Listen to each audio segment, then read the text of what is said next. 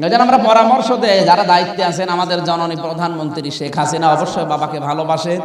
বাবার এই ভালোবাসা দেখাতে গিয়ে নূহ আলাইহিস সালামের জামানার মতো কাফেরদের কাজ আপনি এই কাফেরদের পরামর্শ মতো করবেন না।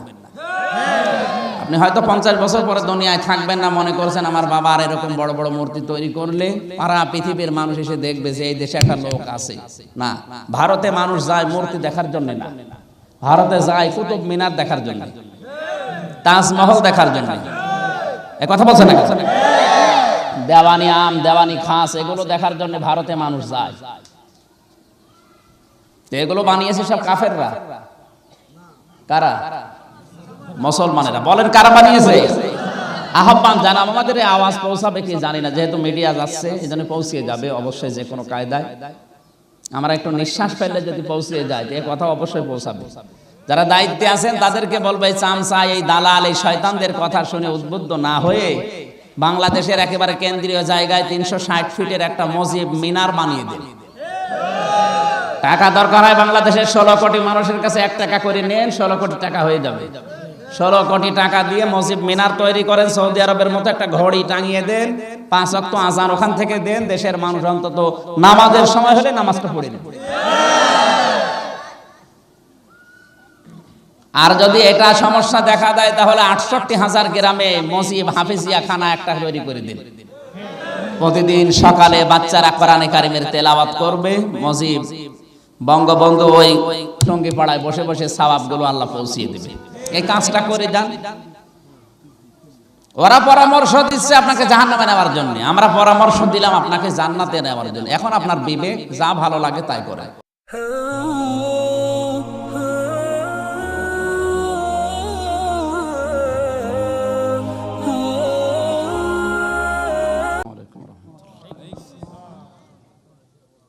এখানে কি দাঁড়িয়ে আছেন? বসেন বসেন।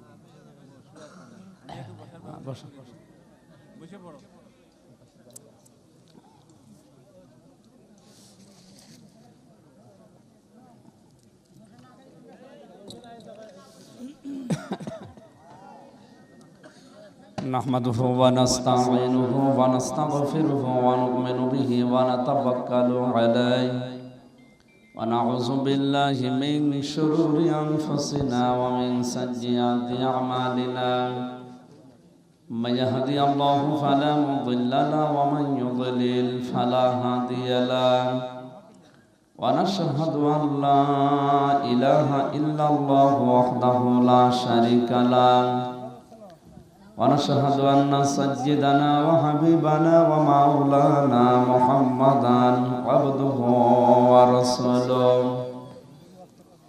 الذي أرسله بالحق بشيرا ونذيرا وداعيا إلى الله بإذنه وسراجا منيرا فقد قال الله تعالى في كلامه المجيد وبرهانه التوحيد فأعوذ بالله من الشيطان الرجيم بسم الله الرحمن الرحيم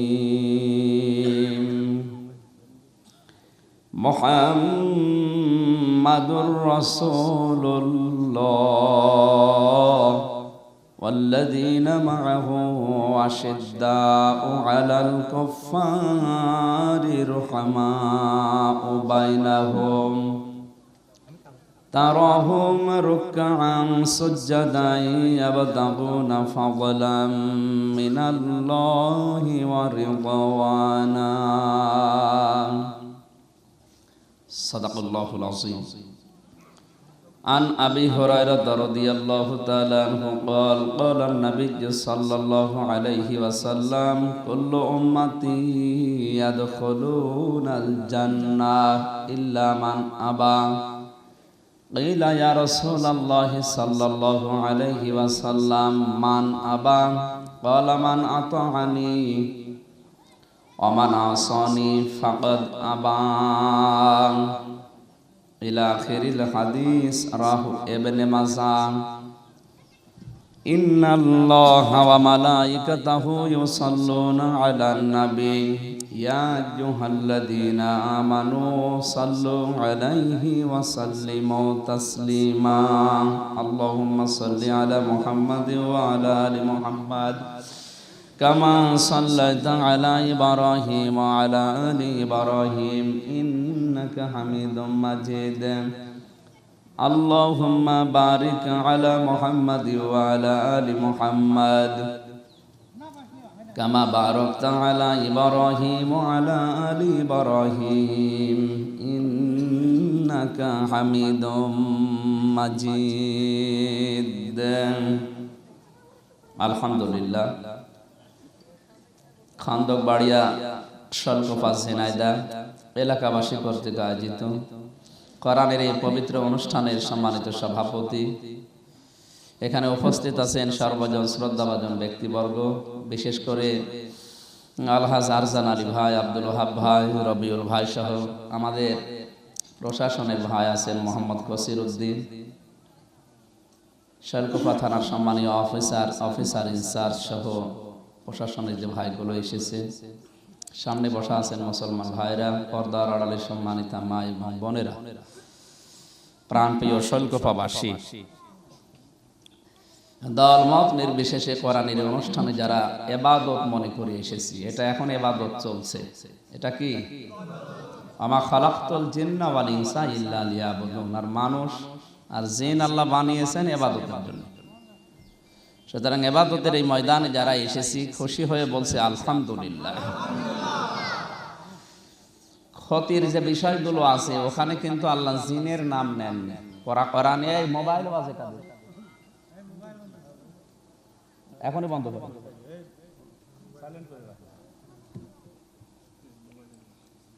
আর এখানে চলাফেরা করবেন না। এখানে যে যেখানে আছেন ওইভাবে 1 ঘন্টা বসেন। আমি এখনো খাবার খাইনি, খাবার খাবো, এই জন্য 1 ঘন্টা মতো কথা বলে অন্তত শেষ করে দিচ্ছি। যারা যেখানে আছেন ওইভাবেই থাকে। তা আমরা কথা বলছিলাম ক্ষতির বিষয়গুলো। কোরআনে আল্লাহ যেখানে দিয়েছেন সেখানে জিনের নাম দেন। ওয়াল আসরি ইন্নাল ইনসানা লাফি খুসর। সময়ের কসম, অবশ্যই মানুষ ক্ষতির ভেতরে। কিসের ভেতরে? কার নাম বললেন? সবাই বলেন। আর আমা খালাকতুল জিন্না ওয়াল ইনসা ইল্লা লিয়াবুদুন। মানুষ আর জিন আমি তৈরি করিনি, তবে বানিয়েছি ইবাদতের জন্য। তাহলে ইবাদত ক্ষেত্রে আল্লাহ জিনের নামও দিয়েছেন, মানুষের নামও দিয়েছেন। ইবাদতের বেলায় জিন আর মানুষ এক জায়গায় করলেন, আর ক্ষতির বেলায় শুধু মানুষের নাম, জিনের নাম নেই কেন? আপনি কথা বুঝতেছেন? কেন জিনের নাম এখানে আল্লাহ দিলেন না?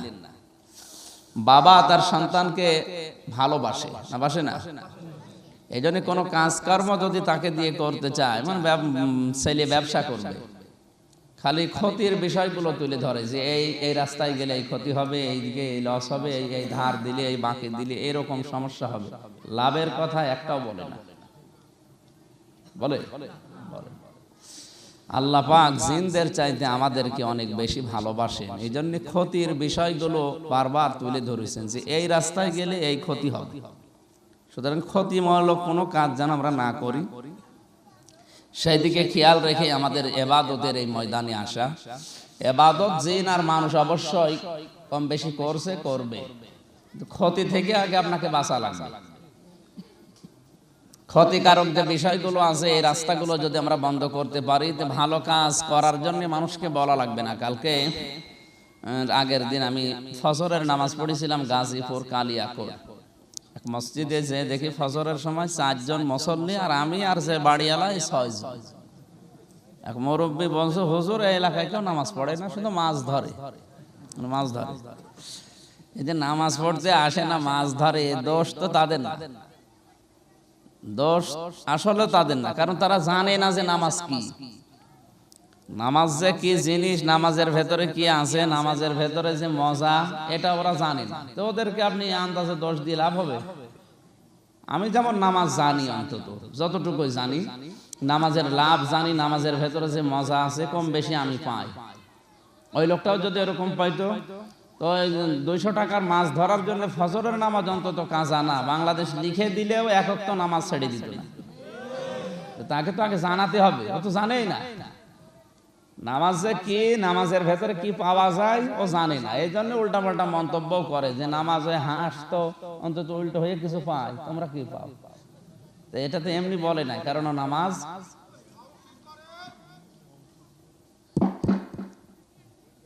ঠিক আছে ইনশাল্লাহ যতটুকু হচ্ছে এভাবেই শোনেন।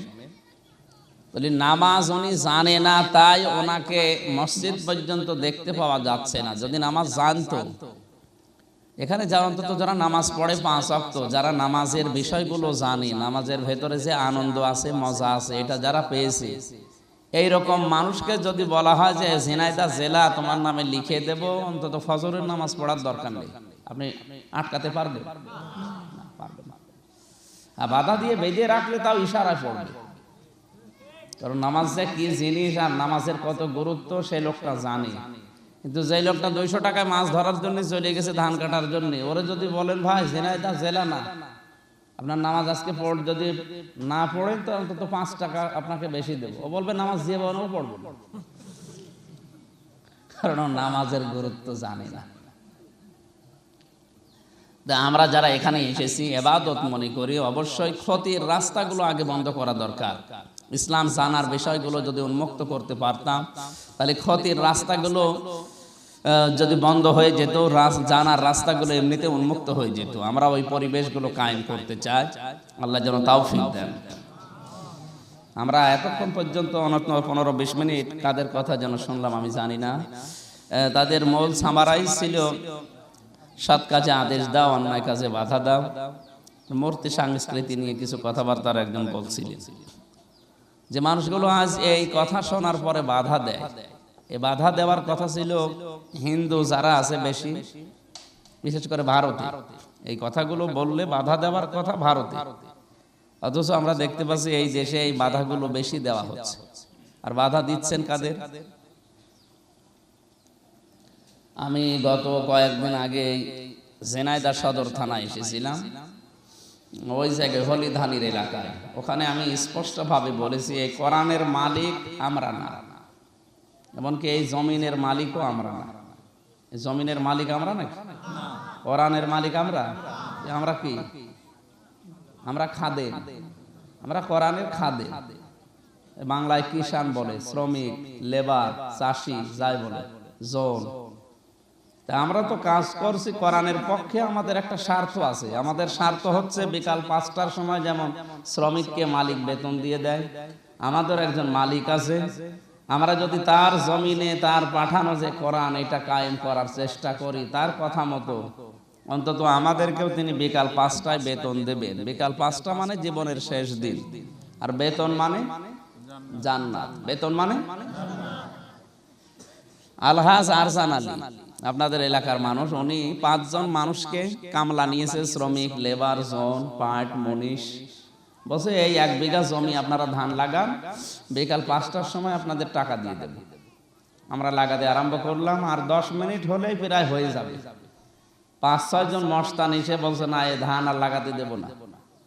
লাগাতে তো দেব না, আরো যা লাগিয়েছেন এগুলো সব আমরা তুলে ফেলবো। আমরা তো বলবো যে ভাই ঠিক আছে তোলেন নাকি, হ্যাঁ? বাধা দেওয়া লাগবে না কেন? কারণ এই জমি তো আর আমার না, এ ধানও আমার না। আমি বাধা দেবো এই কারণে, কারণ এখনো 5টা বাজেনি, বেতন তো দেবে না। বলা হবে ভাই আপনারা ধান তুলবেন, অসুবিধা নেই, আপনাদের সাথে আমরাও দরকার সাহায্য করবো, আর 10 মিনিট পরে তোলে, কারণ এ ধান তো আর আমার না, এ জমিও আমার না, ধানও আমার না। এ ধান হলেই কি আর না হলেই কি, আমার কোনো লাভ আছে? আমার লাভ আছে কি 5টা বাজার পরে বেতন। কি এই বেতনের ধান্দা কেন? কারণ আমার সংসার আছে, ওই বেতন নিয়ে বাড়ি যেয়ে খাবার খাওয়া লাগবে। আর বেতন যদি না পেয়ে যায় আমার বাড়িতে উঠতে দেবে না। কথা বলেন না কেন? এখন এরপরও যদি মস্তানরা বলে না আমরা বাধা দেব, তুলে ফেলবই, তখন আমাদের উচিত হবে যারা কামলা আছে, মালিক না আসে না আসো, অন্তত যদি এখন হাতাহাতি করা লাগে, মারামারি করা লাগে, রক্তপাত হয়, যদি মেরে ফেলা লাগে মস্তানদের, তাও মেরে ফেলে। কারণ আমার টার্গেট কি? বেতন। বলেন বলেন, বেতন লাগবে। যতক্ষণ বেতন হাতে না পাবো 1 টাকাও সামনে রাখবো না। সামান্য এই 500 টাকা বেতনের জন্য যদি এত কিছু করা লাগে, এবার আপনি বলেন আপনার বেতন আপনি এখনো কিন্তু পাননি। আপনার বেতন কি? ফামান সুহসিহা আনিন নার ওয়া উদখিলাল জান্নাতা ফাকাদ ফাজ। আল্লাহ তাআলা বলেন ওই লোকটার জীবন তো সফল যাকে আমি জাহান্নাম থেকে আস্তে আস্তে মুক্ত করে জান্নাতের দিকে আমি ঠেলে দিয়েছি। আপনি ওই গ্যারান্টি কি এখনো পেয়েছেন যে জাহান্নামে আপনার যাওয়া লাগবে না, আপনি জান্নাত পেয়ে গেছেন? বলেন না কেন? যারা এই গ্যারান্টি পেয়েছিল তারা 24 ঘন্টা চিন্তা করত। হযরত আবু বকর মাঝে মাঝে জঙ্গলে গিয়ে ঘাসের কাছে বসতেন আর শিশুর মতো কেঁদে বলতেন, দেখো তোমরা অনেক সৌভাগ্যবান। আল্লাহর কাছে বলছে, আল্লাহ তুমি যদি আমাকে ঘাস বানাতে তাহলে অন্তত পশু পাখি আমাকে খেয়ে ফেলতো, কিয়ামতের দিন তোমার সামনে আমারে দাঁড়ানো লাগতো না, জান্নাত আর জাহান্নামের কোনো হিসাব অন্তত আমার সামনে দাঁড়াতো না। আপনি যে ভাবেন যাকে জান্নাতের পটি দিয়ে দরজা ডাকবে, জীবিত অবস্থায় তিনি জান্নাতের গ্যারান্টি হাতে পেয়ে গেছেন সার্টিফিকেট আকারে, সেই লোকটা যদি এই টেনশন করে, আমাদের তো সব কোনো দরকার আছে? বাস্তবতা আমরা এখনো মিলাতে পারি, যেহেতু আমরা বেতন এখনো হাতে পাইনি, গ্যারান্টি পাইনি, সুতরাং আমরা চিন্তা ভাবনা এখনই করা লাগবে যে বেতন যদি কেউ বাধা দিতে আসে, সে যেই হোক, তারা আমরা দরকার হয় হাতাহাতি হবে, মারামারি হবে, রক্তপাত হবে, মেরে ফেলতে হলে মেরে ফেলতেও রাজি আছি আমার বেতনের জন্য। হ্যাঁ, এবার আসেন মালিক আর জানালি, উনি যদি এসে দেখে যে ধান সব তুলে ফেলছে, উনি তো খুব খুশি নাকি? উনি চিন্তা করবে কি গো, আমার জমি লস, এ ধান লস, আবার শ্রমিকদেরকে টাকা দেওয়া লাগবে, টাকাও লস। টাকা তো দেওয়াই লাগবে, কারণ বেড়ায় 5টা বেজে গেছে, টাকা দেওয়া লাগবে না? এখন উনি যদি এরপরও মস্তানদের কিছু না বলে, বুঝতে হবে উনি এখন ক্ষমতায় নেই, তাই নাকি? হ্যাঁ, না না, উনি ক্ষমতায় নেই মানে আওয়ামী লীগের লোকজনের সাথে থাকে, বিশাল ক্ষমতায় আছে, এরপরও কিছু বলছে না। বুঝতে হবে হ্যাঁ, ওই এখন যদি কিছু না বলে সামনে, গোপনে যেদিন ধরবে ও মস্তানদের বাপ বলার সময় দেবে। হয়তো সামনাসামনি এখন কিছু বললে মানুষ উল্টো পাল্টা বলবে, ও লোকজন ধরে মারে, গোপনে যেদিন ধরবে ওনার মনে একটা কষ্ট নেই? বলেন না কেন? ওনার মনের কষ্ট কি? যে আমার জমিন লস, আমার ধান লস, আমার টাকাও লস। এবার আসেন বাস্তবে নিয়ে যাচ্ছি, এই জমিনের আসলে আমরা যারা মুসলিম দাবি করি, স্বীকার করছি জমিনের মালিক আল্লাহ। কে? এমনকি কাফেরদের কাছে নবীজি বলেছিলেন, ওয়ালা ইনসালতাহুম মান খালাকাস সামাওয়াতি ওয়াল আরদা লা ইয়াকুলুন্নাল্লাহ, এই আসমানের জমিন কে বানিয়েছে? ওরা বলতো লা ইয়াকুলুন্নাল্লাহ, অবশ্যই আল্লাহ বানিয়েছে। তাহলে ওরাও বিশ্বাস করতো যে এগুলো বানিয়েছে কে? বলেন বলেন। কিন্তু আলাহুল খালকু ওয়াল আমরু, এটা আমি বানিয়েছি, আমার আইন এখানে চলবে, এইটা ওরা মানতো না। তোমার 3.5 হাত বডি থেকে শুরু করে পরিবার, সমাজ, রাষ্ট্র, এই জায়গায় আমি আল্লাহর পাঠানো বিধান চলবে, এইটা আবু জাহেল মানতো না। এই কারণেই দ্বন্দ্ব। কথা বুঝতেছে? তাছাড়া ও বিশ্বাস করতো যে জমিন আসমান বানিয়েছে কে? আল্লাহ। লা ইয়াকুলুন্নাল্লাহ, গ্যারান্টি দিয়ে বলতো আল্লাহ বানিয়েছে। তাহলে আমরা জানলাম যে এই পৃথিবী বানিয়েছে আল্লাহ, এর মালিক আল্লাহ, কোরআনও পাঠিয়েছে কে? সবাই বলেন কে? আমরা কিন্তু কিছুরই মালিক না, আমরা হচ্ছে শ্রমিক। আমরা কি? আমাদের বেতন পাওয়ার আগে এত কষ্ট যদি লাগে, যিনি মালিক তারও তো কষ্ট লাগছে। এই 48 বছরে দেশটা স্বাধীন হয়েছে, এই 48 বছরে এখনো পর্যন্ত কোরআনের একটা বিধান বাংলাদেশে 100% চালু হয়নি। তাহলে তিনি মালিক, তার কষ্ট হচ্ছে না? হ্যাঁ, যারা একটু চেষ্টা চালাচ্ছে এই জমিনে বিভিন্ন জায়গায় আল্লাহর বিধানকে চালু করার জন্য, তারা পারছে না। হয়তো তাদের মেরে ফেলা হচ্ছে, বাধা দেওয়া হচ্ছে বিভিন্ন কায়দায়, আরো আল্লাহর বিধান তুলে ফেলা হচ্ছে। আমরা শ্রমিক, আমরা বেতন পাবো, এই ধান্দা এখনো পাইনি বলে আমাদের রাগ। কিন্তু যিনি মালিক, আজ 48 বছর কিন্তু ধৈর্য ধারণ করে আছে, তার তো কষ্ট নেই নাকি? তার কষ্ট হওয়ার পরও তিনি কিছু বলছে না, কারণ তিনি এখন ক্ষমতায় নেই। এটা কি ঠিক যে ক্ষমতায় নেই, নাকি একটু দুর্বল হয়ে গেছে? জো বাইডেন আসার পরে আরেকটু দুর্বল। তো উনি কিছু বলছে না, হয়তো সামনাসামনি কিছু মানুষকে উনি বলে না। আল্লাহু ইস্তাহজিউ বিহিম ওয়া ইয়ামুদ্দুহুম ফি তুগয়ানিহিম ইয়ামাহুন। মানুষ যখন বাড়তে আরম্ভ করে আমি তাকে ছাড় দেই, কিন্তু ছেড়ে দেই না। মানুষ যখন বাড়তে আরম্ভ করে আমি তাকে ছাড় দেই, কিন্তু ছেড়ে। ইন্না বাতশা রাব্বিকা লাশাদীদ। আমি কাউকে ধরি না, কিন্তু ধরলে ওরে আর ছাড়ি না। ফেরাউনকে আল্লাহ কিন্তু ধরে নাই, কিন্তু যেদিন ধরেছে ওই দিনই নির্বংশ করে ফেলেছে। ও ফেরাউনের নামে যে অধ্যায়, ওই অধ্যায় আর দুনিয়ায় নেই। কথা বলেন না কেন? এই যে হাজার হাজার বছর হয়ে গেল, আজ পর্যন্ত কেউ ফেরাউনের নামে নিজের নামকরণ করে?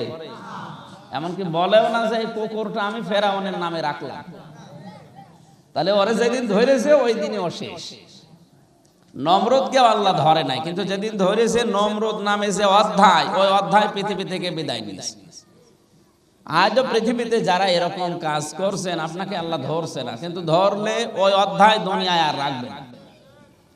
ও কিছু মানুষ বলছে ঠিক। আপনি কি বুঝে ঠিক বলছেন? কতদূর যাচ্ছে টের পাচ্ছেন? আলহামদুলিল্লাহ, আপনি যদি টের পেয়ে থাকেন ভালো। এই জন্য ওনার শক্তি নেই, ক্ষমতা নেই, পাওয়ার নেই তা না, আছে। হয়তো সামনাসামনি কিছু বলছে না, কিন্তু যেদিন ধরবে আপনার এই অধ্যায় আল্লাহ শেষ করে ফেলবে। আপনাকে নির্বংশ করার আগে আমি সাবধান করলাম, আপনি সাবধান হবেন। সাবধান হবেন তো? ঠিক আছে। কোরআনে কারীম নাজিল হওয়ার পর থেকে আজকের এই দিন পর্যন্ত কোরআন যারা শুনেছে এবং কিয়ামত পর্যন্ত যারা শুনবে, তাদের শ্রোতার শ্রেণী ছিল তিন প্রকার। নবীজির জামানা থেকে শুরু করে এখন পর্যন্ত, এখান থেকে কিয়ামত পর্যন্ত এই তিন প্রকার মানুষ থাকবে। আল্লাহ নিজে বলেন, প্রথম প্রকার হচ্ছে কোরআন শুনলেই কিছু মানুষ বাধা দেয়। কি করে? অকালাল্লাযীনা কাফারু লা তাসমাউ লিহাযাল কুরআনি ওয়ালগাউ ফীহি লাআল্লাকুম তাগলিবুন। সূরা হামিম সাজদা 26 নম্বর আয়াতে আল্লাহ তাআলা বলেন, হে নবী, কাফেররা সিদ্ধান্ত নিয়ে ফেলেছে সব চলতে দেওয়া যাবে, কোরআন চলবে না। এটা ১৫০০ বছর আগে আবু জাহেলের সিদ্ধান্ত। আমার মনে হচ্ছে এই দেশে এখন অনেকে এই সিদ্ধান্ত বাস্তবায়নের চেষ্টা চালাচ্ছে। দেখেন সব চলছে, সিনেমা হল কিন্তু ওপেন হয়ে গেছে অক্টোবরের 16 তারিখে। এই কথা বলেন না কেন? আপনি যদি করোনার দোহাই দিয়ে আমাদের এই অনুষ্ঠানগুলো বন্ধ করার সোতানাতা দেখান জনগণকে, তাহলে সিনেমা হল এখন বন্ধ করে দেন। সিনেমা হলে তো মানুষ 2 কিলোমিটার দূরে দূরে বসে। কয় কিলো? কলস মানে কি আমার মনে হয় দুটো মানুষ একটা হয়ে যায়।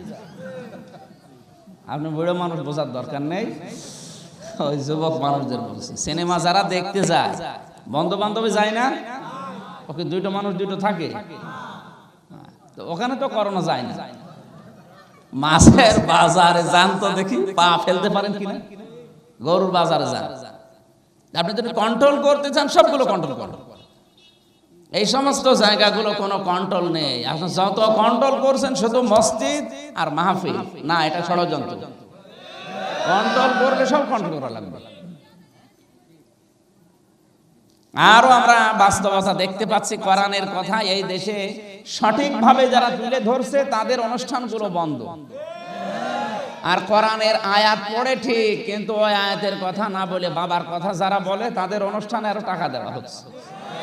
এদেশে ওরস মাহফিল বন্ধ আছে, ওরস মোবারক, গোসল শরীফ, নওরস শরীফ, খসরস শরীফও চলছে, সব অপে। কারণ ওখানে আয়াত পড়ে এক, ওই আয়াতের কথা হয় না। সেদিন চট্টগ্রামে মাছ ভান্ডারিতে একজন আয়াত পড়ছে, কুল হুয়াল্লাহু আহাদ, ইন্টারনেটে এসেছে, ব্যাখ্যা করছে কিভাবে, হে নবী আপনি বলেন আল্লাহ এক। ঠিক আছে তো? বলছে না, ঠিক নেই।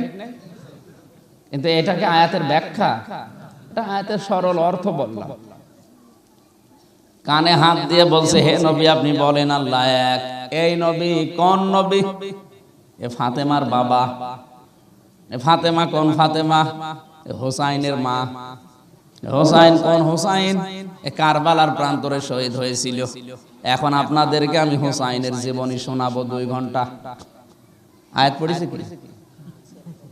কুল হু আল্লাহু আহাদ। আর তাফসীর হচ্ছে কারবালা। কোন জায়গা থেকে কোথায় নিয়ে এসেছে দেখেছে? তো ওরা কিয়ামত পর্যন্ত কেউ বাধা দেবে? কারণ ও তো আয়াতে নেই। ও আয়াত পড়েছিল আল্লাহর ওয়াহদানিয়াত সম্পর্কে, একত্ববাদ সম্পর্কে। ওই কথা আর এখন নেই, এখন চলছে হোসাইনের জীবনী। তো ওই রকম অনুষ্ঠানে তো বাধা নেই, আমরা দেখতে পাচ্ছি এই দেশে। বাধা হয় কোন কোন অনুষ্ঠানে? যে আয়াত পড়ার পরে আয়াতের সঠিক ব্যাখ্যা বাস্তবের সাথে তুলে ধরা হয় তখন। আমি যদি এখন বলি ফামাই ইয়ামাল মিসকালা যাররাতিন খায়রা ইয়ারা ওয়া মাই ইয়ামাল মিসকালা যাররাতিন শাররা ইয়ারা, এই পৃথিবীর ময়দানে না না কিছু লাগবে না, আপনি বললেন এখানে আসবেন না। এই পৃথিবীতে কোন মানুষ যদি যাররা পরিমাণে ভালো কাজ করে বা মন্দ কাজ করে, কিয়ামতের দিন আল্লাহ তাকে দেবে। কি করবে? এখানে আলেম নাই একজন? কই এই যিনি আলেম না? এনারা যারা আলেম হয়েছে ওই জামানায়, ওনারা তো অনেক মুরব্বী মানুষ, ওনাদের কাছে জিজ্ঞাসা করেন, এখন বলবে ফামা ইয়ামাল মিসকালা যাররাতিন খায়রা ইয়ারা, মানে দুনিয়ায় যদি কেউ যাররা পরিমাণে ভালো কাজ করে মন্দ কাজ করে, কিয়ামতে আল্লাহ তাকে ওই পরিমাণ দিয়ে দেবে, সওয়াব হোক গুনাহ হোক। নাকি এইটা ওনারা পড়ে ওই সময় আলেম হয়েছিল। কিন্তু এখন এই আয়াতের তাফসীর এইভাবে করলে আপনি মার্ক পাবেন না। অথচ এটা কিন্তু তাফসীরে লেখা আছে ওইভাবে, এই যে এখানেও লেখা আছে, তো ওইভাবে পাবেন না। কেন? কারণ যাররা বলতে ওই জামানায় 1500 বছর আগে 1200 বছর আগে যারা তাফসীর লিখেছে, যাররা মানে তারা মনে করতো সরিষার দানা, এর চাইতে ছোট কিছু হয় না। কিন্তু এখন বিজ্ঞানের যুগ, কম্পিউটারের যুগ, এখন কি যাররা মানে সরিষার দানা? বলেন না কেন? কি যাররা মানে সরিষার দানাকে 70 ভাগ করার পরে যে 1 ভাগ হবে, ওই 1 ভাগকে চোখে দেখা সম্ভব না, মাইক্রোস্কোপ যন্ত্র লাগবে। ওইটার নাম কি? এখন 1200 বছর আগের তাফসীর পড়ে আপনি এই আয়াত বুঝতে পারবেন? পারবেন। হ্যাঁ, এখন যদি বলেন তাহলে ওই তাফসীর ভুল নাকি? না, ভুল না, ওই জামানা হিসাবে ঠিক আছে। কারণ ওই সময় তো যাররা আবিষ্কার করার কিছু ছিল না। কথা বুঝতেছেন? ওই সময় যাররা আবিষ্কার করার মেশিন ছিল। বলেন, এই জন্য আল্লাহ এরা মানে ওনারা দিয়েছে, এরা মানে দেওয়া হবে, কিন্তু এরা মানে তো দেওয়া না, এরা মানে দেখা। এরা মানে আর দেওয়ার আরবি হচ্ছে আতা। আল্লাহ এখানে আতা দিয়েছে না এরা? জবাব দেন না কেন? এরা দিলেন কেন? দেখার আরবি পুরা কোরআনে আছে 2টা। দেখার আরবি কয়টা হয়? একটা হচ্ছে র আর একটা নাজারা। নাজারা মানেও দেখা, র মানেও। এখানে আল্লাহ নাজারা দিয়েছেন না র দিয়েছেন? নাজারা রর ভিতর পার্থক্য কি? নাজারা মানে এমনিতেই দেখা, স্বাভাবিকভাবে আমি এই দৃষ্টি দিয়ে দেখলাম, যেটা এটার নাম হচ্ছে র। আর নাজারা মানে এই কলা গাছের দিকে তাকিয়ে গবেষণা করে যে দেখা হচ্ছে, এটার নাম আরবিতে নাজারা। বলেন না কেন? এটা কিন্তু ক্লাস চলছে এখন, একটা কোরআনের আধা ঘন্টা ক্লাস চলছে, আপনি জবাব দেবেন ছাত্রের মতো। আপনি এই কলা গাছের দিকে তাকিয়ে দেখে শেষ করে দিলেন। আপনার তাকানো আর আমার তাকানো কিন্তু এক না। আপনি এই স্টেজটার দিকে তাকাবেন, আপনি দেখলেন যে সুন্দর সুন্দর ফুল ঝলছে, কি সুন্দর লাগছে দেখতে, এই শেষ আপনার। কিন্তু আমার যদি এই দিকে তাকাতে হয়, আমার নজর করে দেখা লাগবে বিগয়রি আমাদিন তারাউনাহা।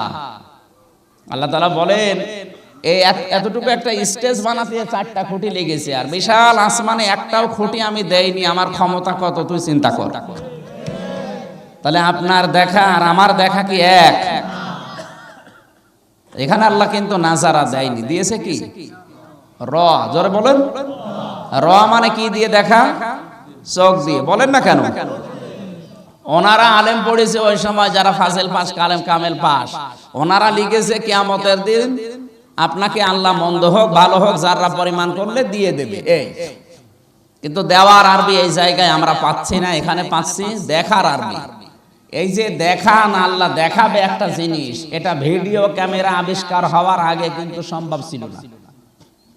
একটা জিনিস অতীত হয়ে যাওয়ার পর, পাস্ট হওয়ার পরে ওটা যে আবার দেখা যায় বহু ওইভাবে, এটা ক্যামেরা আবিষ্কার হওয়ার আগে সম্ভব ছিল? ওই সময় বোঝালেও বুঝতো। এই জন্য ওনারা এরা মানে আতার অর্থ করিস, কারণ ওই সময় দেওয়া হয়তো মানুষকে হাতে হাতে, এইটা বুঝেছে। কিন্তু এখন ওইটা আমরা বুঝছি না, কারণ এখন এটা দেখা যাবে। এই যে ভিডিও হচ্ছে, আপনি 10 বছর পরে যদি ঠিক এইভাবেই আধা ঘন্টা অনুষ্ঠান দেখতে চান, ঠিক এইভাবেই দেখা যাবে। তাহলে এখানে এরা মানে এখন কি দেওয়া হবে না দেখানো হবে? কি দেখাবে? আপনার দুনিয়ার কাজ ভালো হোক মন্দ হোক, যদি জাররা পরিমাণ হয়, জাররা বলতে কি বুঝিয়েছি অবশ্যই আপনি টের পেলেন, যে একটা সরিষাকে কত ভাগ করলে তার এক ভাগের নাম কি?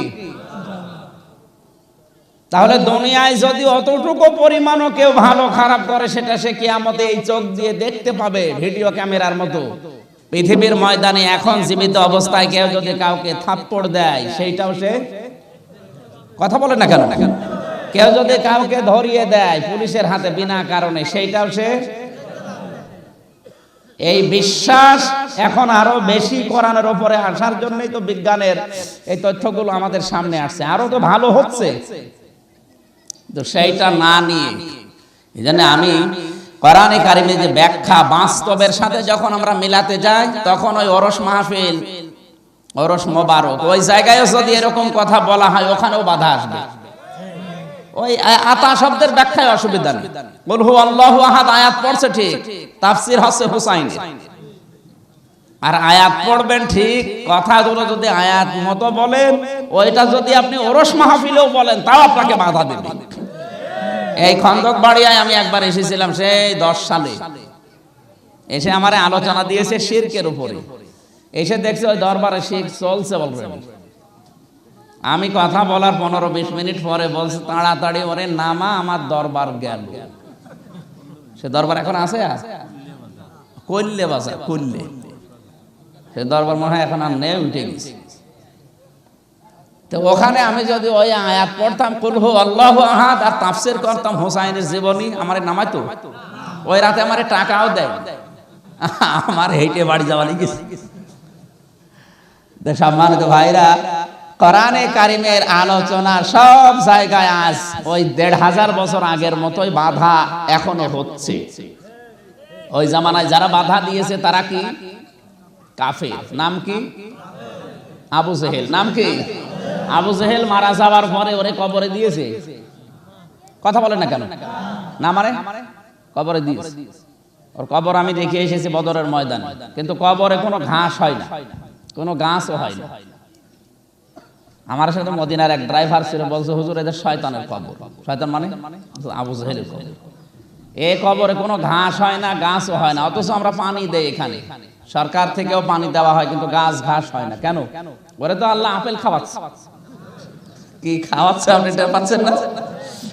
পাশেই দেখলাম সাহাবীদের কবর, ওই যে বদরের ময়দানে যে 14 জন শহীদ হয়েছিল, এই পাশে 70 জন, এই পাশে বিশাল ওই যে খেজুরের বাগান, পানি উঠছে নিচ দিয়ে, গ্যালন গ্যালন পানি উঠছে, ট্রাকে ভর্তি করে নিয়ে যাচ্ছে। আর ওর শয়তানের কবর পাশে, ও ঘাসও হয় না, গাছও হয়, সব মারা যায়। তাহলে ওকেও কবর দিয়েছে, কিন্তু ওর কবর না, ওরে উব্দ করে রেখে দিয়েছে, এই শেষ। ওই জামানায় কোরআন বাধা দেওয়ার কারণে যদি আবু জেহেলের কবর না হয়, তার দাফন কাফন না হয়, ধোয়ানো না হয়, আজ যারা ডাইরেক্ট ইনডাইরেক্ট কোরআনে বাধা দিচ্ছে, আপনাকেও বেকার এই ধোয়ানো কবর দেওয়া, এগুলো মাটি নষ্ট করা। কথা নরম ভাষায় বললাম, অনেক দূর কিন্তু চলে যাচ্ছে। আপনি এটা মানবেন তো? এরকম একটু কিছু করে দেখেন, দেখেন কোরআনের এই আলোচনায় বাধা দেওয়া বন্ধ হয়ে যাবে। যারাই দিচ্ছে, শয়তানি বন্ধ করা কোনো ব্যাপারই না, শুধু আমাদের একটু ঐক্যবদ্ধ হওয়া দরকার। এরকম 10টা জানাজা বন্ধ করে দিন। ও জানাজা দিয়ে কি করবেন? ওরে 3.5 হাত কবরে দিয়ে তো আরো সমস্যা, কারণ মাটি নষ্ট হয়ে যাবে। ওখানে একটা ঘর বানিয়ে দেন, অন্তত মানুষ থাকতে পারবে।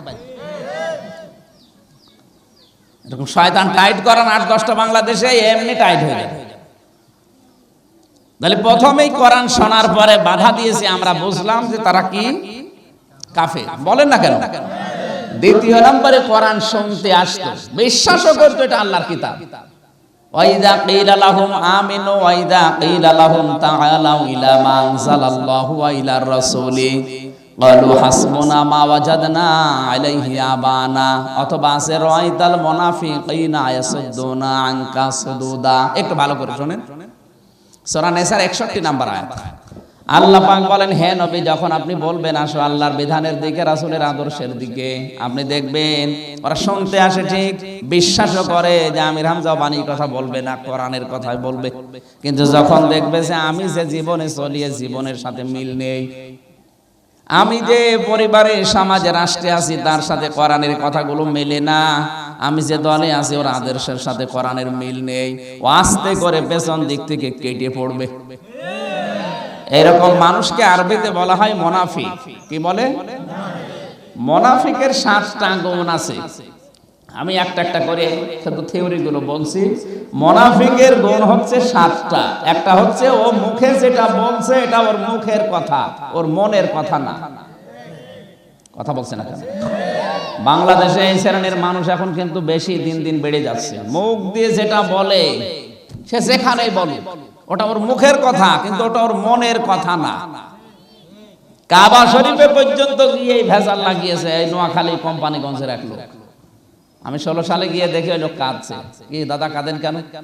আমি মরবো। মরবেন কেন? আমার দেশে তো কাবা শরীফ নেই, নবীর রওজা নেই। এই দেশে কাবা শরীফ আছে, আমি মরলেই জান্নাত পাবো, সুতরাং আমি আর দেশে যাব না, আমি মরবো।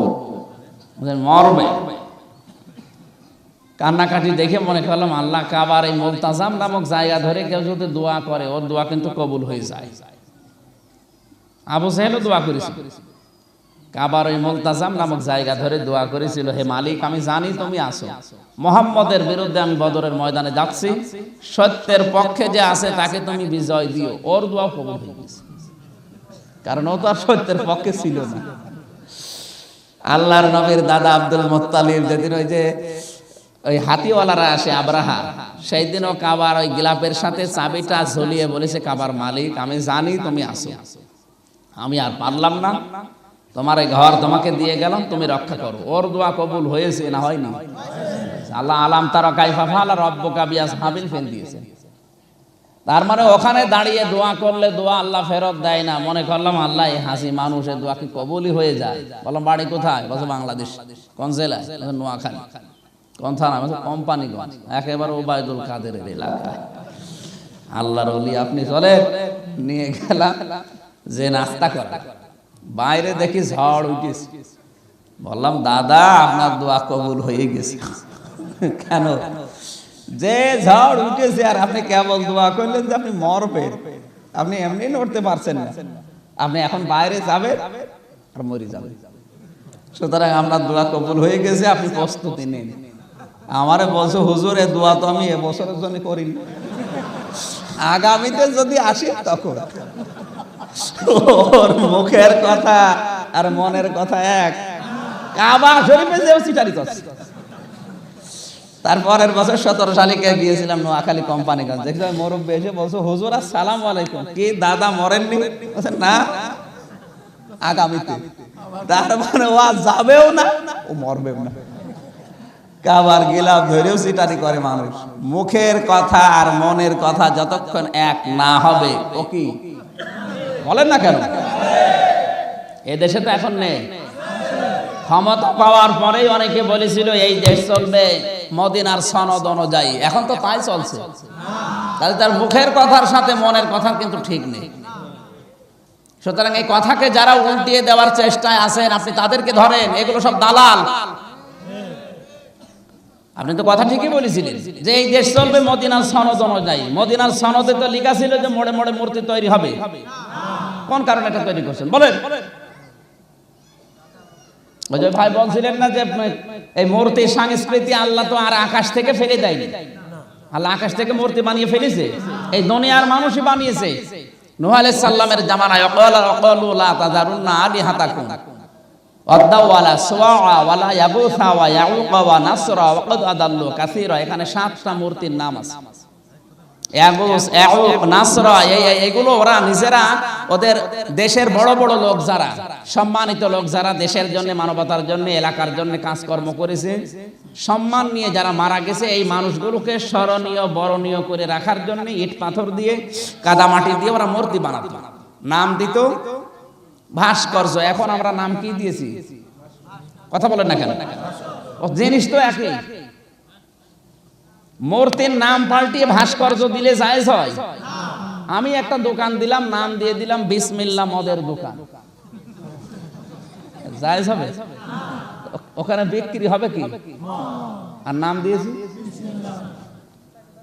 আপনি কাজ করছেন মূর্তির, ওই একই জিনিস, আর নাম দিয়ে দিয়েছে ভাস্কর্য।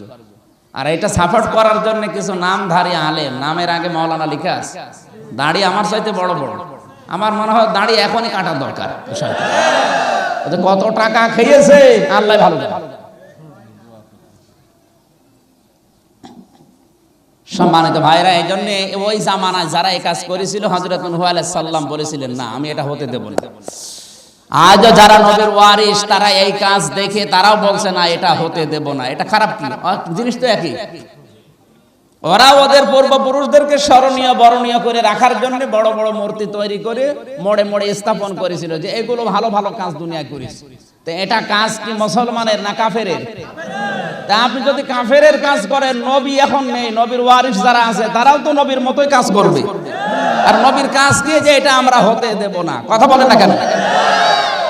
এজন্য আমরা পরামর্শ দেই, যারা দায়িত্বে আছেন, আমাদের জননী প্রধানমন্ত্রী শেখ হাসিনা অবশ্যই বাবাকে ভালোবাসে।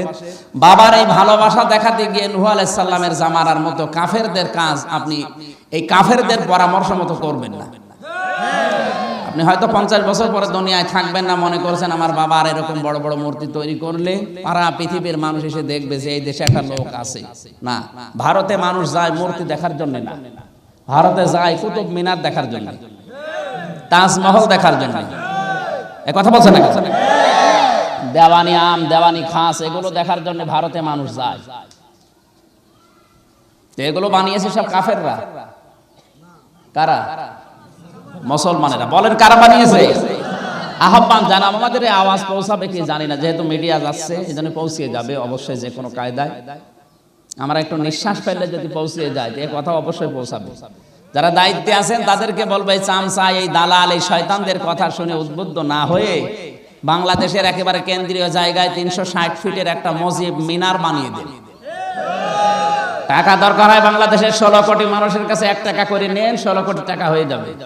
16 কোটি টাকা দিয়ে মসজিদ মিনার তৈরি করেন, সৌদি আরবের মতো একটা ঘড়ি টাঙিয়ে দেন, 5 ওয়াক্ত আযান ওখান থেকে দেন, দেশের মানুষ অন্তত নামাজের সময় হলে নামাজটা পড়ে নেবে।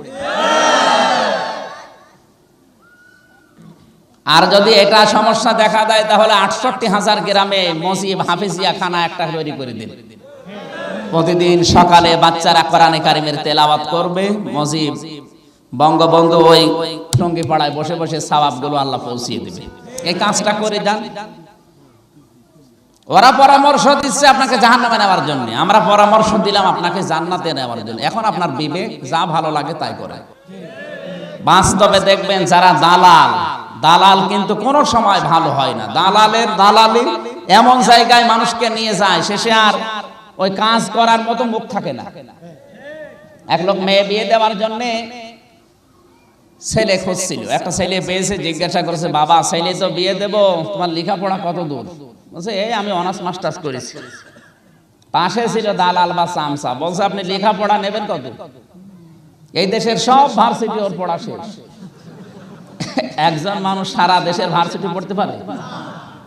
নাই তো 3টা 4টা 5টা অনার্স মাস্টার্স করতে পারে বিষয় নিয়ে, আর ও বলছে সারা দেশের সব ভার্সিটি পড়া শেষ। ও ছেলে তো বলছে যে ও কি বলছে, চুপ কর। মেয়ের মা বাবা বলছে, বাবা তোমার জমি জায়গা কেমন আছে? জমি জায়গা ওই বাবার 4-5 বিঘা ছিল, আর আমি জোর দখল করে 2-1 বিঘা করেছি। পাশে চামচা বলছে, আপনি জমি নেবেন কত? এই এলাকার সব জমি তার। একজন মানুষের সব জমি হতে পারে? ও ছেলে এখন বারণও করতে পারছে না, সামনে গিয়ে বলছে চুপ কর। এই চুপ কর বলতে গিয়ে কাশি বেরিয়ে গেছে। মেয়ের বাবা বলছে, বাবাজি তোমার কি কাশিও আছে? চামচা বলছে, কাশি ওর যক্ষাও আছে, ওর বিয়ে আর হবে। চামচা খুব ভালো জিনিস নাই, খুব ঝামেলা। আরে চামচার কারণে আজ এগুলো হচ্ছে। নেত্রী এত খারাপ না, পাগল হয়েছে, এত পাগল না যে মোড়ে মোড়ে মূর্তি তৈরি করা লাগবে। এই পিছনে চামচা আছে কিছু, খালি উল্টাপাল্টা বুদ্ধি দেয়, শেষে দেখেন এমন বুদ্ধি দেবে, এই বুদ্ধিতে আর বিয়েই হবে। এরপরেও যদি কেউ না বোঝার ভান করে থাকেন, আপনি অন্তত চলে যান, আপনার জন্য দরকার নেই। তাহলে কোরআনের শ্রোতা আমরা 2 নাম্বার বুঝলাম, তারা যারা বিশ্বাস করে শুনতেও আসে, কিন্তু যখন তাদের স্বার্থে আঘাত লাগে আস্তে করে চলে যায়। 3 নম্বরে কোরআনের শ্রোতা হচ্ছে তারা ইন্নামাল মুমিনুন আল্লাযীনা ইযা যুকিরাল্লাহু ওয়াজিলাত কুলুবুহুম। আল্লাহ বলেন মুমিন তো তারা যাদের সামনে আল্লাহর নাম উচ্চারণ করলে ওদের অন্তরাত্মা কেঁপে ওঠে। বাংলাদেশে এখন এই মুমিনের অভাব। এই অনুষ্ঠানটা নেওয়ার জন্য 5 জায়গায় অনুমতি নেওয়া লাগে, ওসির কাছে, টিওনোর কাছে, এসপির কাছে, ডিসির কাছে, এরপরে আবার এলাকার যারা দায়িত্বে আছে ওই নেতার কাছে। এই যে 5 জনের নাম বললাম, এই 5 জনের ভেতরে 4 জন হিন্দু, 1 জন মুসলমান। এক কথা বলছেন না কেন? আপনি দেখেন এই দেশে যতগুলো থানা, টিওনো আর ওসি, অধিকাংশগুলো 500-র ভেতরে 450 হিন্দু। তো ওরা কোনোদিন আপনার কোরআন চলুকে অনুমতি দেবে? সুতরাং এই অনুমতি নেওয়ার সিস্টেম, এই কালচার পাল্টান। কিসের অনুমতি? 96% মানুষ এখানে মুসলমান, এখানে কোরআনের অনুষ্ঠান করতে গেলে অনুমতি নেওয়া লাগবে। এটা কি ভারত নাকি? এসব ভাববে অনুমতি যারা নিতে বলবে ওদের থেকে ধরে অন্যরকম কিছু দেবে। কিসের অনুমতি নেওয়া লাগবে? তোমার মতো সলিমদের কাছে কোরআনের কথা বলতে গেলে অনুমতি লাগবে। ও কি ওর বাবার কথা বলতে হয়েছে? সুতরাং কোরআনের শ্রোতা আছে 3 প্রকার বললাম, আপনি মিলান আপনি কোন প্রকারে আছেন। আমার মনে হয় আমরা কোন প্রকারে নেই। প্রকারে আছি? বলছেন না, ওই যে বাধা দিচ্ছে ওরা কোন প্রকারে? ওরা ওই 1 নম্বরে আছে। আর যারা আসে শুনতে, শোনার পরে দেখা যায় আমার সাথে আঘাত লাগছে, ও রাজনীতি বলে চলে যায়, ওরা কয় নম্বরে? আর 3 নাম্বার আমরা অন্তত এখানে যারা আছি, যে কোরআনের কথা শুনলে আর কিছু না হোক মনের ভেতরে একটু আনন্দ লাগে। আল্লাহ যেন এই 3 নাম্বারে আমাদেরকে ইমানদার হিসাবে কবুল করেন। জোরে বলেন আমিন। কোরআনে কারীম থেকে একটা আয়াত পড়েছিলাম আর হাদিস পড়েছিলাম, লক্ষ লক্ষ হাদিস থেকে একটা টুকরা। নবীজি বলেন মুহাম্মদ সাল্লাল্লাহু আলাইহি ওয়াসাল্লাম আল্লাহর না, আল্লাহ তাআলা নিজে বলেন মুহাম্মদ সাল্লাল্লাহু আলাইহি ওয়াসাল্লাম আল্লাহর রাসূল।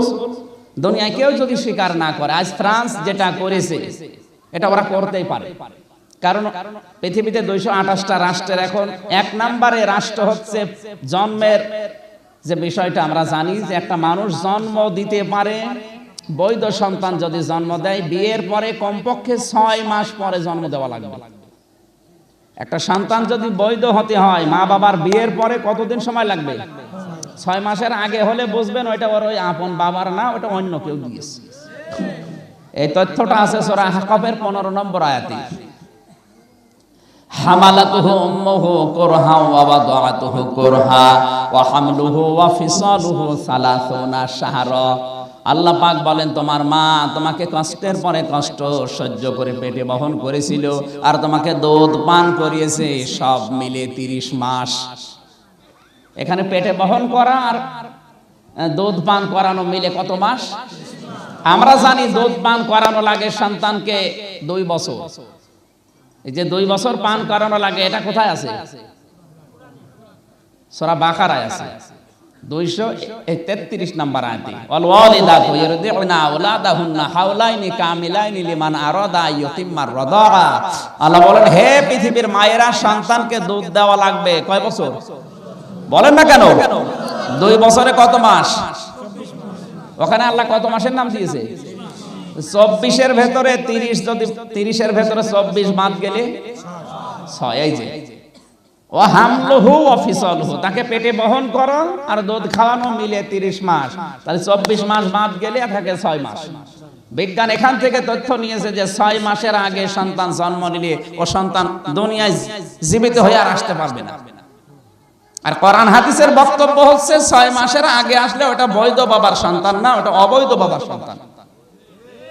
তাহলে 228টা রাষ্ট্র দুনিয়ায়, তার ভেতরে 1 নম্বরে তালিকায় আছে বিয়ের আগে সন্তান জন্ম দেয় যারা, তারা হচ্ছে ফ্রান্স। ওরা তো এমনি অবৈধ জারজ, ওরা নবীর বিরুদ্ধে বলবে না, বলবে কি? বিশ্ব নবীর বিরুদ্ধে অন্তত যারা আছেন ডাইরেক্ট ইনডাইরেক্ট, নবীজি এখন নেই, নবীর ওয়ারিস আছে আলেমরা, আলেমদের বিরুদ্ধেও যারা অবস্থান নিয়েছেন, আপনি পেছনে খোঁজ খবর নিয়ে দেখবেন ওইটা ওই 6 মাসের আগে হওয়া। আমি আর নিচে নামলাম। এরপরেও যদি কেউ না বোঝার ভান করে থাকেন, আসেন কানে কানে বলছি।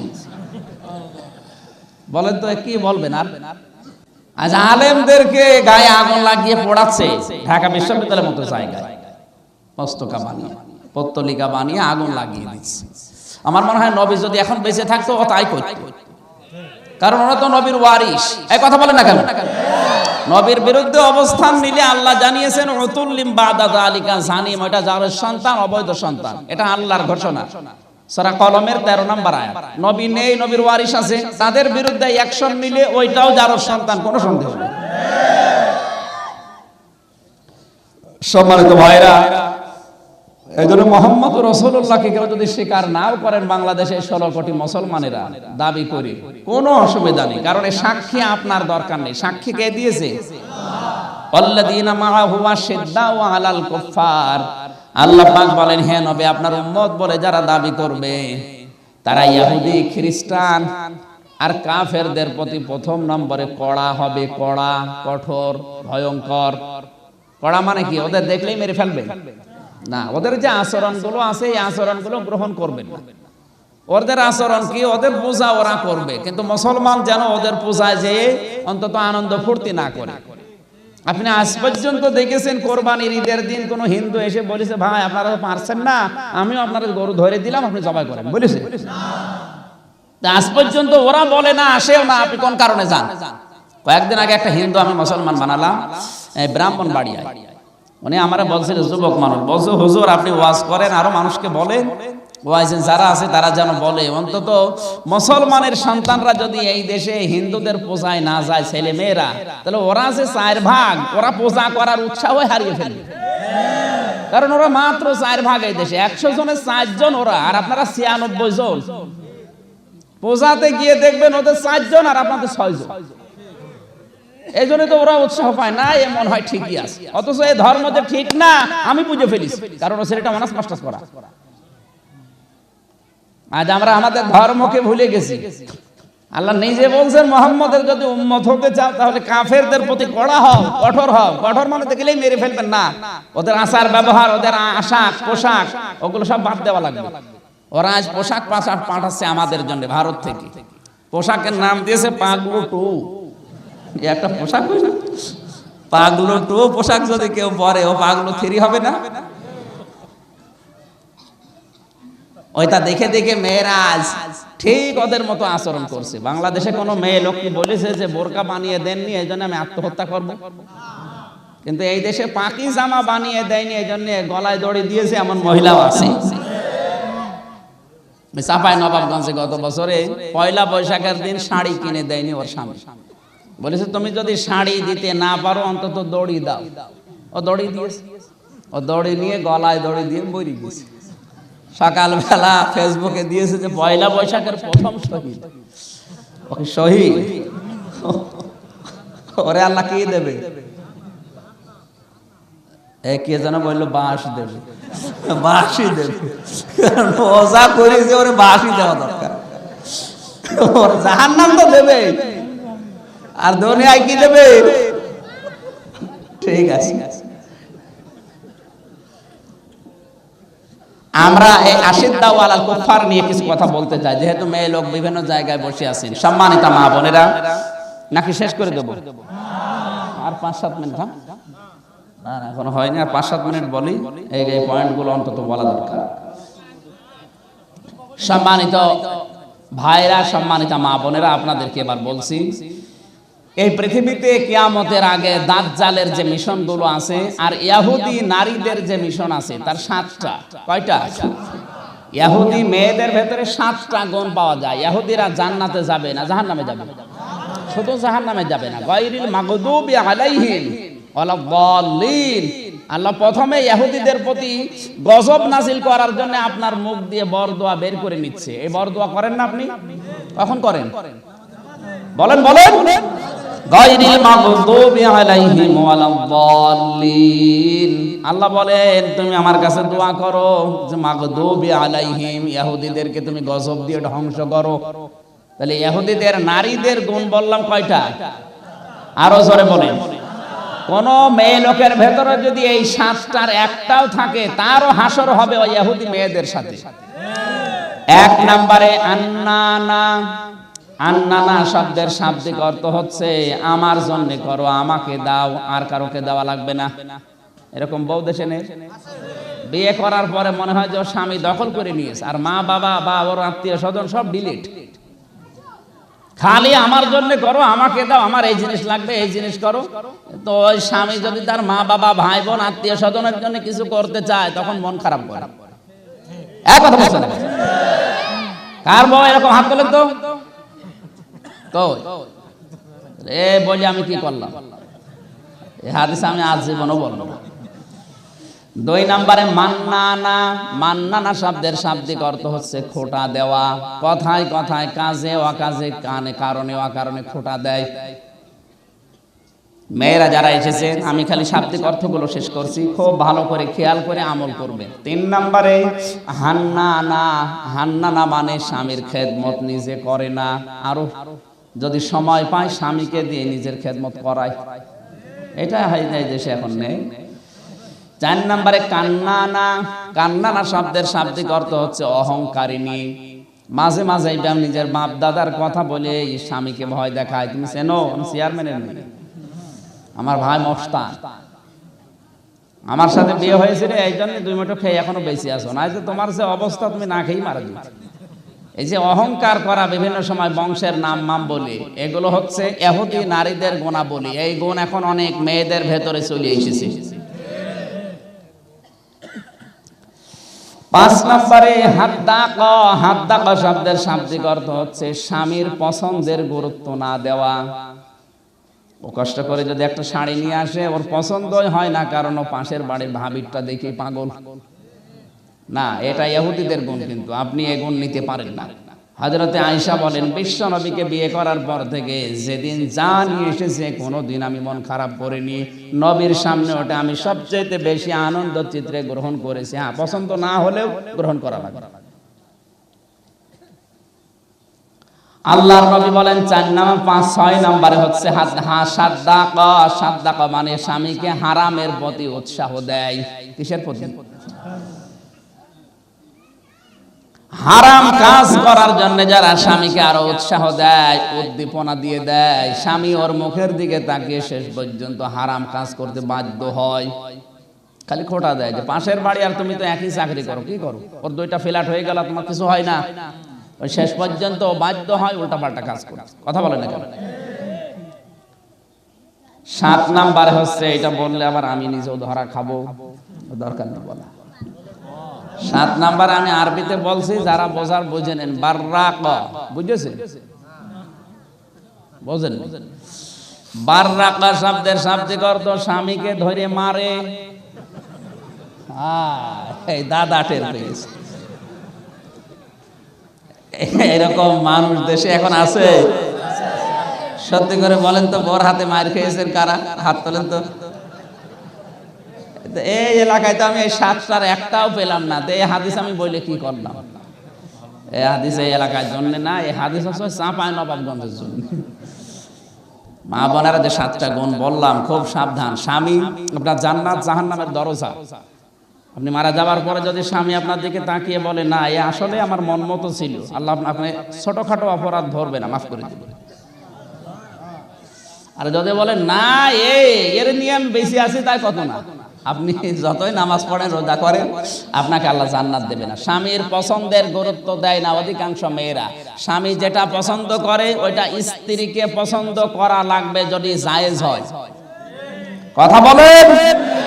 স্বামী পছন্দ করে হচ্ছে বিয়ের পরে যেন তার মা বাবা তার সাথে থাকে, কিন্তু অধিকাংশ বউ এটা চায় না, এই জন্য আলাদা হতে চায়। কেন আপনি চান না? কোন কারণে বলেন তো? আপনার বাবা মার বাড়ি থেকে কি টাকা পয়সা এনে খাওয়ানো লাগে?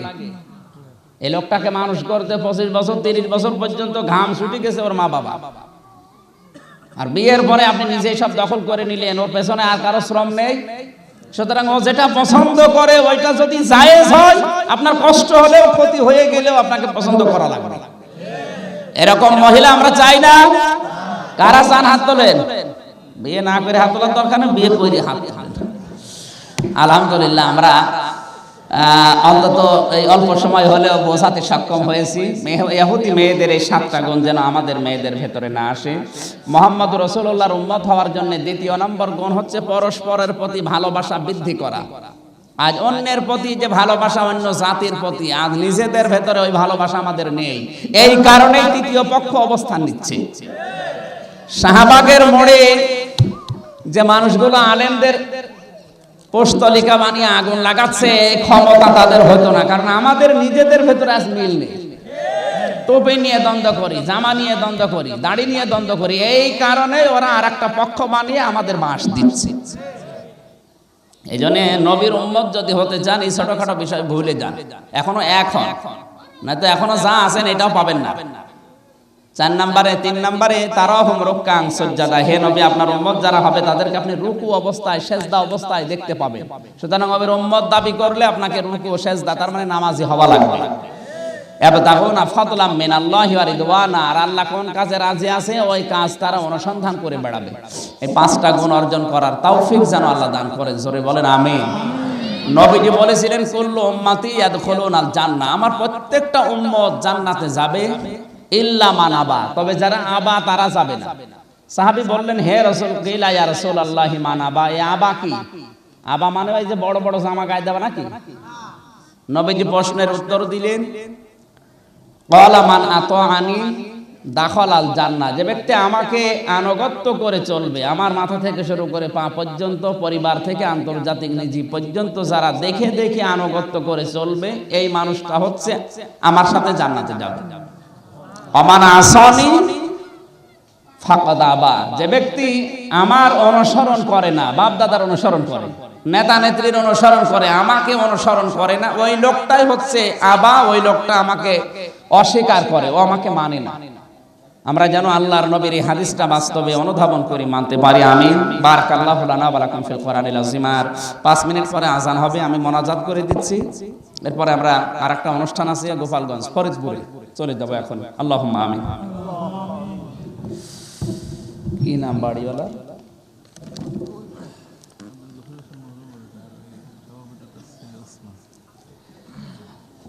রব্বানা আতিনা ফিদ দুনিয়া হাসানা ওয়া ফিল আখিরাতি হাসানা ওয়া কিনা আযাবান নার ওয়া আদখিলনাল জান্নাতা মা'আল আবরার ইয়া আজিজু ইয়া গফফার ইয়া রাব্বাল আলামিন। সারাটা জীবন অপরাধ করেছি, মাফ চাওয়ার সময় পাইনি, আজকে সময় পেয়েছি, মেহেরবানি করে আমাদেরকে মাফ করে দাও। তুমি নিজে কোরআনে কারিমে জানিয়েছো ওয়াকাল রাব্বুকুম উদউনি আস্তাজিব লাকুম, আমাকে ডাকো, আমাকে আমার কাছে মোনাজাত করো, আমি তোমাদের ডাকে সাড়া দেব। আল্লাহ তাআলা ওই বিশ্বাস নিয়ে আজকে আসরের নামাজের কবলে তোমার কাছে হাত তুলেছি, মেহেরবানি করে আমাদের মাফ করে দাও। আজকের আলোচনায় যে কথাগুলো বুঝেছি আমল করার সুযোগ দাও। সওয়াব যদি দিয়ে থাকো কোটি কোটি গুণে বাড়িয়ে নবীজির রওজায় পৌঁছিয়ে দাও। যত মানুষ কবরে আছে আল্লাহ তুমি নিজ গুণে ক্ষমা করে দাও। আমাদের মা বাপ যাদের নেই, এখানে অনেকে বসে আছে যাদের মা নেই বাবা নেই, রব্বুল আলামিন মেহেরবানি করে আমাদের মা বাবাকে কবরে তুমি জান্নাত দিয়ে দাও। তাদেরকে শাস্তি দিলেও তোমার কোনো লাভ হবে না, মাফ করে দিলেও কোনো ক্ষতি হবে না। তোমাকে কেউ জিজ্ঞাসা করবে না যে মাফ করলে কেন, তোমার এই গাফফার নামের খাতিরে আল্লাহ তুমি মাফ করে দাও। কত মানুষ দেখো মাথা নিচু করে তার বাবার কথা, মায়ের কথা স্মরণ করে কাঁদে। নবীজি মাঝে মাঝেই মায়ের কবরের পাশে যেয়ে কাঁদতেন। সাহাবীরা বলে হুজুর আপনি কাঁদেন কেন? বিশ্ব নবী বলেন সাহাবীরা আমার মায়ের ওই ছোটবেলার আদরের কথা আমার মনে পড়ে গেছে। রব্বুল আলামিন মাথা নিচু করেন, আপনার মায়ের বাবার ছোটবেলার আদরের মহব্বতের কথাগুলো মনে করেন। রব্বুল আলামিন তোমার নবী যদি কাঁদতে পারে, আমরা অনেকেই তার উম্মত, আমরা ঠিক ওইভাবে মায়ের কথা বাবার কথা মনে করে যারা কাঁদছে। পর্দার আড়ালে সম্মানিতা মা এবং বোনেরা, নিজেদের বাবা বা আত্মীয় স্বজন ভাই বোন ছেড়ে যারা মানুষের বাড়িতে এসেছে, স্বামীর বাড়ি এসে কাজকর্ম করছে, অনেকের হয়তো মা নেই বাবা নেই, সন্তানের হাত নাকি তুমি ফেরত দাও না, আমাদের হাতের দিকে তাকিয়ে হলে এই মুহূর্তে বাবাকে কবরে জান্নাত দিয়ে দাও। আজকের মাহফিলের সম্মানিত সভাপতি, আল্লাহ তোমার গোলামকে কবুল করো। মৃত আব্দুল গফুর বিশ্বাসের জন্য দোয়া চেয়েছে, আল্লাহ তোমার এই বান্দাকে কবরে তুমি ক্ষমা করো, তার জীবনের ভালো ভালো কাজগুলো মঞ্জুর করো। অন্যায় যদি কিছু করেই থাকে আল্লাহ অন্যায়গুলো ক্ষমা করে দাও। রব্বুল আলামিন আলহাজ আরসান আলী তার মা বাবাকে তুমি ক্ষমা করে দাও। আমার কসির উদ্দিন ভাই তার মাকে বাবাকে হারিয়েছে, মেহেরবানি করে ক্ষমা করো। রবিউল ভাই সহ, আব্দুল ওহাব ভাই সহ যে মানুষগুলো এই স্বল্প পায় আসলে কোরআনের জন্য আমাকে ভালোবাসে, এই মানুষগুলো তোমার রহমত দিয়ে ঢেকে দাও। আল্লাহ তাআলা অধ্যাপক সিরাজুল ইসলাম সাহেব অসুস্থ আছে, শেফায়ে কামেলা আজেলা নসিব করো। করোনার এই মহা প্রাদুর্ভাব চলছে এখন, আমাদেরকে তুমি যেভাবে বাঁচিয়েছো আমাদেরকে আরো বাঁচিয়ে দাও। এই মাহফিলের আয়োজন করতে গিয়ে যারা শ্রম দিয়েছে এদের শ্রমটা কোরআনের জন্য মঞ্জুর করো। যত মানুষ দূর দূরান্ত থেকে এসেছে আজকের এই ছোট্ট আলোচনাটা অনুধাবন করার সুযোগ দাও। বারাকাল্লাহু লানা ওয়া লাকুম ফিল কোরআনিল আযীম। প্রশাসনের যে ভাইগুলো এসেছে আল্লাহ তাআলা যে দায়িত্ব দ্বারা সেখান থেকে পালন করেছে, এই দায়িত্বটা ইবাদত হিসাবে কবুল করে নাও। ঈমান টিকিয়ে রাখা যে কঠিন অবস্থা চলছে এখন, আল্লাহ তুমি আমাদেরকে রক্ষা করো। রব্বুল আলামিন, কখন ডাক আসে আমরা জানি না, যখনই আমাদের জন্য ডাক আসবে ওই মুহূর্তে যেন আমরা প্রস্তুতি নিয়ে যেতে পারি আর পড়তে পারি লা ইলাহা ইল্লাল্লাহু মুহাম্মাদুর রাসূলুল্লাহ।